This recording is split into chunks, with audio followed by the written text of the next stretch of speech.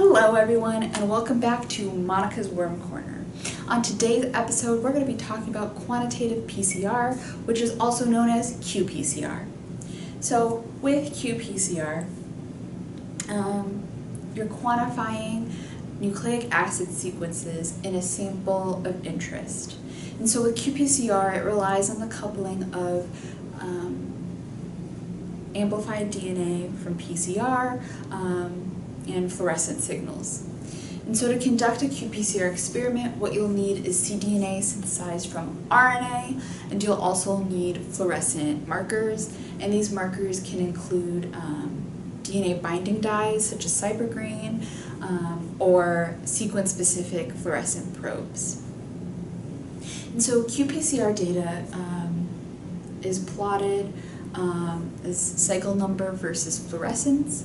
And so with the plot, you also have a threshold cycle, and what that threshold cycle is it's a defined point in which the fluorescent signals are significantly above the background noise. And so threshold cycles can be referred to as CT or CQ values, and threshold cycles have an inverse relationship to the amount of DNA.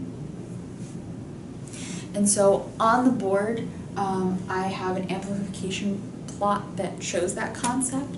So we have sample 1 that's drawn in red and sample 2 drawn in green. And so sample 1 has, it reaches threshold at about 25 cycles, while sample 2 reaches threshold at about 33 cycles. So sample 1 has a lower CT value, and because it reaches threshold first, that means that it had a higher amount of starting DNA. So sample 1 has more DNA than sample 2. And so with qPCR data, they can be quantified as either absolute or relative. So with absolute quantification,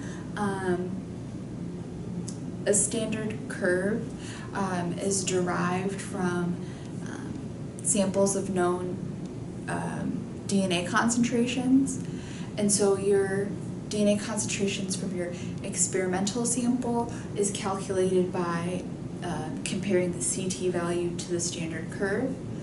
And with relative quantification, your CT values of one sample will be expressed as a fold change to the CT values of another sample. And so reference genes are used to normalize those CT values. And what reference genes are is they are genes that are unaffected by the conditions or the diseases that are being investigated. And so with qPCR experiments, what you'll need is well-designed primers. And so as a good rule of thumb, qPCR primers should have a melting temperature of about 60 degrees Celsius and should be about 20 base pairs long. What you'll also have is biological and technical replicates. So what technical replicates are is they are multiple tests of the same sample. So you're using the same sample multiple times. And so with technical replicates, you want at least 3.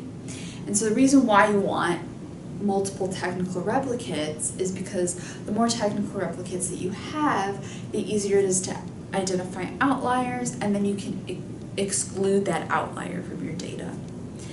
If you only have 2 technical replicates, then it becomes very difficult to identify that outlier, and then your data gets skewed.